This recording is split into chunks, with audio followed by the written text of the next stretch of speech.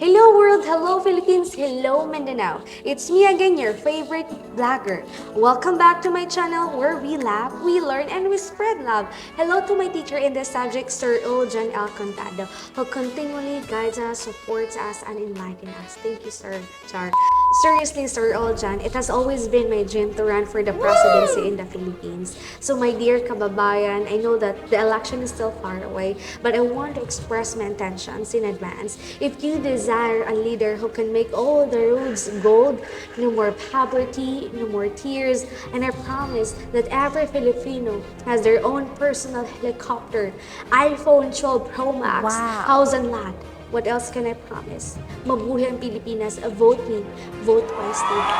So this is a video reflection on our topic, elections and the internet age. So let's get right into it. Internet. These undoubtedly brought a significant impact in every aspect of our lives, from communication to education to business and many more. Not just that, but also in the field or system of politics.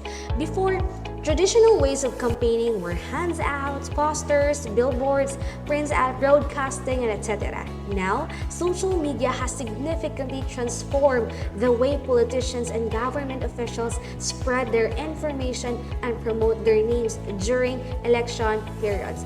With platforms like blogs, Facebook, and Twitter, it's easier than ever to create and share content. You know what? A single post on Facebook can reach a vast audience, and a picture can indeed speak 1,000 words. So these tools offer ease of use and the potential for widespread reach, making them valuable resources for political communication. An example of a significant figure in modern-day politics who has utilized social media and technology is my uncle. You know him? None other than former President Rodrigo Rua Duterte. Duterte used several social media channels, including YouTube, to share his campaign speeches, interviews, and other political-related content. He used social media to promote his platforms, activism, and advocacy in a free manner. Without a doubt, the internet and social media have altered politics.